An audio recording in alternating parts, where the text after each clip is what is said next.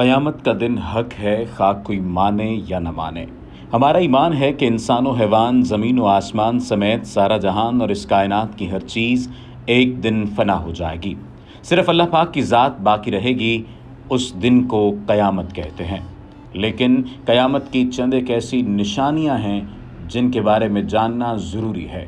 ان میں سے ایک نشانی دجال کی آمد ہے۔ دجال کو جھوٹا مسیح یا جھوٹا خدا بھی کہا جاتا ہے۔ دنیا کے ہر مسلمان کا اس بات پر ایمان ہے کہ دجال اپنی طاقت اور فریب کے ذریعے تباہی لائے گا۔ اس کے ساتھ ساتھ رسول نبی کریم صلی اللہ علیہ وآلہ وسلم نے کچھ اور دیگر نشانیاں بھی ہمیں آگاہ کی تھیں۔ آج کی اس ویڈیو میں ہم آپ کو ان نشانیوں کے بارے میں بھی آگاہ کریں گے۔ رسول نبی کریم صلی اللہ علیہ وآلہ وسلم نے ایک واضح نشانی یاجوج ماجوج کی بھی بتائی تھی۔ سوال یہ پیدا ہوتا ہے کہ یہ نشانیاں اور دجالی نظام کس کس طرح سے پورا ہو رہا ہے۔ مسلمانوں کی مرکزیت کی علامت خلافت منہدم کی جا چکی ہے اور اس کی جگہ پوری دنیا کو سیکولر قومی ریاستوں میں تقسیم کر دیا گیا ہے۔ سود جو کبھی ایک انفرادی معاملہ ہوتا تھا، اس کو بینکوں کے ایک وسیع تر نظام، جعلی کاغذ کے نوٹ اور حکومتی قرضوں کے ذریعے مستحکم کر دیا گیا ہے۔ یہ بات تو اب تک تمام لوگ جان چکے ہیں کہ حضرت محمد صلی اللہ علیہ وآلہ وسلم دنیا کے سب سے قابل انسان ہیں۔ آپ صلی اللہ علیہ وآلہ وسلم نے دجال کی کئی واضح نشانیاں بتائی ہیں، جبکہ مغرب میں اسے اینٹی کرائسٹ کے نام سے جانا جاتا ہے، جو دنیا بھر میں اپنے شعبوں سے تباہی پیدا کر دے گا۔ نبی کریم صلی اللہ علیہ وآلہ وسلم کی تعلیمات کے مطابق دجال کا ظہور قیامت سے پہلے اور دنیا کے آخری دنوں میں ہوگا۔ اس کا مقصد دنیا سے اسلام اور اس کے پیروکاروں کو ختم کرنا، اور دجال اللہ کے ماننے والوں کو اپنی بندگی پر مجبور کر کے انہیں جہنم میں دھکیلنے کے لیے آئے گا۔ دجال کے فتنے سے بچنے کے لیے نبی کریم صلی اللہ علیہ وآلہ وسلم نے بارہا اس کی نشانیوں سے آگاہ کیا اور واضح طور پر بتایا کہ دجال کیسا دکھے گا اور اس کی نشانیاں کیا ہوں گی۔ آپ صلی اللہ علیہ وآلہ وسلم نے فرمایا، دجال ایک آنکھ سے کانا ہوگا، وہ ایک جگہ نہیں رکے گا۔ اس کی رنگت سرخی مائل سفید ہوگی، اس کی پیشانی نمایاں اور گردن بہت زیادہ چوڑی ہوگی، اس کا قد چھوٹا ہوگا اور کمر میں کب بھی ہوگا۔ اس کے باوجود وہ بہت طاقتور ہوگا، وہ عام انسانوں کی طرح نہیں چل سکے گا۔ یہ نشانیاں اور بھی ہیں جو کہ پہلی مختلف ویڈیوز میں آپ کو بتائی جا چکی ہیں، لیکن اگر ان نشانیوں کی ہم تشریحات کی بات کریں تو اور تشریحات بہت زیادہ سامنے آتی ہیں۔ ان نشانیوں کا ذکر کرتے ہوئے یہ بات بہت زیادہ ضروری ہے کہ ہمیں معلوم ہو سکے کہ بنیادی طور پر معاملات کیا ہیں۔ ظاہری سی بات ہے کہ دجال کی آمد سے پہلے کچھ ایسی چیزیں پنپنا، کچھ ایسے معاملات سامنے آنا بھی ضروری ہیں جن معاملات کے بارے میں تمام تر لوگ انتظار کر رہے ہیں۔ مثلاً بینکوں کا وسیع تر نظام، جعلی کاغذ کے نوٹ، حکومتی قرضوں کے ذریعے مستحکم کیا جانے والا پورے کا پورا سسٹم، پوری دنیا میں خواتین کے حقوق کے نام پر عورتوں کی ایک عالمگیر تحریک، اور جمہوری نظام ایک میٹھے زہر کی طرح عوام اور پارلیمنٹ کی حاکمیت پر مبنی ایک زہر کی طرح پھیلا دیا گیا ہے۔ اگر اس پورے سسٹم کو دیکھا جائے تو دجال کارڈ بنیادی طور پر ہے کیا؟ وہی یعنی جمہوریت، بینکاری، قومی ریاستیں اور نسوانی نمائش۔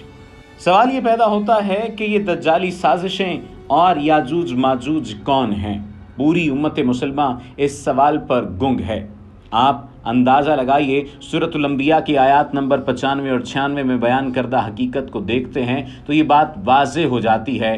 اس تفسیر کو دیکھیے، حرف ینسلون، یہ آیات یوں ہیں جن کا ترجمہ ہے، اور ممکن نہیں ہے کہ جس بستی کو ہم نے ہلاک کر دیا ہو پھر وہ وہاں پلٹ آئیں، یہاں تک کہ جب یاجوج اور ماجوج کھول دیے جائیں اور ہر بلندی سے وہ نکل پڑیں۔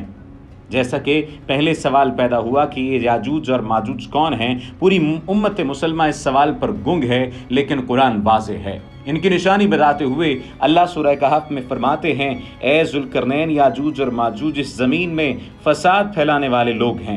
چونکہ یاجوج اور ماجوج نے زمانہ آخر میں فساد پھیلانا تھا، اس لیے ذوالقرنین علیہ السلام نے ان پر آرمی ایکشن نہیں کیا، بلکہ دو پہاڑوں کے درمیان درے میں تانبے اور لوہے کی ایک دیوار بنا دی اور فرمایا کہ یہ اسے اس وقت تک عبور نہیں کر سکتے جب تک اللہ اس کا اذن نہ دے۔ اب قرآن پاک کی سورۃ الانبیاء کی آیات میں دی گئی قوم کو تاریخ کے حوالوں سے دیکھیں کہ یہ کون سی قوم ہے جو اپنے علاقے میں واپس آ چکی ہے۔ بنی اسرائیل پر اللہ اپنے عذاب کا ذکر بہت تفصیل سے فرماتا ہے اور واضح کرتا ہے کہ اور ہم نے دنیا میں ان کو مختلف جماعتوں میں بانٹ دیا۔ یہ وہ واحد قوم ہے جن کی بستی ایسے تباہ نہیں کی گئی کہ کوئی بھی زندہ نہ بچے، جیسے عاد و سمود، بلکہ انہیں بخت نصر نے حملہ کر کے تباہ و برباد کر دیا اور یہ پوری دنیا میں پھیل گئے اور 2000 سال تک مختلف ملکوں کی خاک چھانتے رہے۔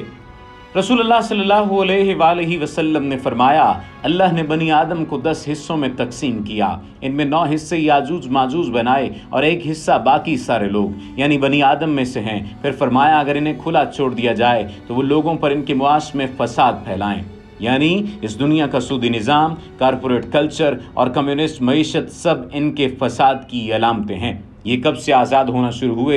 صحیح بخاری اور صحیح مسلم کی متفق علیہ روایت کے مطابق سیدہ زینب بنت جہش فرماتی ہیں کہ رسول اللہ صلی اللہ علیہ وآلہ وسلم ان کے پاس گھبرائے ہوئے آئے اور فرمایا عربوں کی خرابی ہے، اس شر سے جو قریب آ گیا ہے۔ پھر انگلی اور انگوٹھے کا اشارہ کرتے ہوئے فرمایا آج اس کے برابر یاجوج اور ماجوج نے دیوار میں سوراخ کر لیا ہے۔ تاریخ یہاں ایک واقعے کا ذکر کرتی ہے کہ کوہکاف کے دامن جہاں ذوالقرنین نے دیوار بنائی تھی اس میں آباد ایک قبیلے نے انہی دنوں یہودیت کو مذہب کے طور پر اختیار کر لیا۔ آج ان یورپی یہودیوں کی نسل اس قدر بڑھ چکی ہے کہ تمام دنیا کے یہودیوں میں اصل بنی اسرائیل 1% ہیں اور یہ 99%۔ یہی وہ یہودی ہیں جنہوں نے 1896 میں صہیونیت کی بنیاد رکھی اور مشہور عالم پروٹوکول تحریر کیے، جس کے بعد انہوں نے 3 معاملات میں ترقی کرنے اور ان پر قبضہ کرنے کا عزم کیا: معاشی ادارے، سائنس اور ٹیکنالوجی اور میڈیا۔ اس کے بعد دنیا بھر کے مفکرین، سائنسدان، میڈیا مالکان، بینکنگ کے ماہرین اور کارپوریٹ کلچر کے کرتا دھرتا سب کے سب انہی میں سے آئے۔ صرف نوبل انعامات کی فہرست، میڈیا مالکان کے نام، بینکوں کے کرتا دھرتا اور کارپوریٹ کمپنیوں کے مالکان کی فہرستیں اٹھا لیں، آپ کو ثبوت مل جائے گا۔ انہوں نے وہی کیا جو رسول اللہ صلی اللہ علیہ وآلہ وسلم نے فرمایا تھا، اگر انہیں کھلا چھوڑ دیا جائے تو وہ لوگوں کے معاش میں فساد پھیلائیں گے۔ قرآن بھی انہی فساد پھیلانے والے یعنی مفسدین کے نام سے یاد کرتا ہے۔ فساد پھیلانے والوں کی تعریف اللہ کریم نے سورۃ البقرہ کی ابتدائی آیات میں کھول کر فرما دی، اور جب ان سے کہا جاتا ہے کہ تم زمین میں فساد نہ مچاؤ تو وہ کہتے ہیں ہم تو اصلاح کرنے والے ہیں۔ جنگ عظیم اول دوم بھی امن قائم کرنے اور فسطائی نظریات کے لیے ہوئی۔ ویتنام، جنوبی امریکہ کے 2 درجن ممالک، عراق، افغانستان، ہر جگہ یہ لوگ امن قائم کرنے کے نام پہ چڑھ دوڑے۔ یہ لوگ صرف چند لاکھ یہودی نہیں بلکہ وہ پورا عالمی نظام ہے جو اس پوری دنیا میں اپنی جڑیں مضبوط کر چکا ہے۔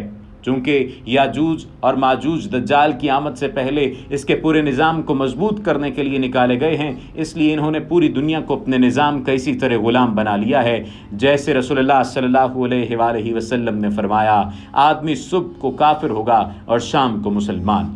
صبح و سود کے بینکاری نظام کو سجدہ کرتا ہے اور رات کو اللہ کے حضور، رات کو ٹیکنالوجی کو خدا مانتا ہے اور صبح اللہ کو۔ پارلیمنٹ میں بیٹھتا ہے تو اسے سپریم اور بالا تر سمجھتا ہے، اسے قانون کا ماخذ بتاتا ہے اور قرآن پڑھتے ہوئے اللہ کو سپریم کہتا ہے اور قرآن کو قانون کا ماخذ بتاتا ہے۔ ریاست اقتدار اعلیٰ کی علامت ہے، جبکہ اللہ نے اقتدار اعلیٰ کو اپنے لیے خاص کرتے ہوئے اپنے آپ کو الملک کہا۔ یاجوج اور ماجوج سے ہلاکت کی سب سے بڑی وجہ رسول اللہ صلی اللہ علیہ وآلہ وسلم نے یہ بتائی۔ بخاری اور مسلم کی سیدہ زینب رضی اللہ تعالیٰ عنہا والی حدیث کے آخر میں انہوں نے پوچھا یا رسول اللہ کیا ہم لوگ ہلاک ہو جائیں گے حالانکہ ہم میں نیک لوگ بھی ہیں؟ آپ نے فرمایا اس وقت جب فسق و فجور کی زیادتی ہوگی۔ اس پورے نظام کی تان فحاشی اور عریانی پر ٹوٹتی ہے، جس سے اس پورے نظام کے استحکام کی بنیاد سمجھا جاتا ہے۔ فیشن انڈسٹری سے لے کر عریانیت تک ایک سیلاب ہے، اور دنیا کی سیاحت کی کسی بھی کتابچے کو نکال لیں آپ کو نائٹ لائف کے نام پر ترغیبات ملیں گی، اور آپ اندازہ کیجئے کہ یہ وہ نشانیاں ہیں جو پوری ہو چکی ہیں۔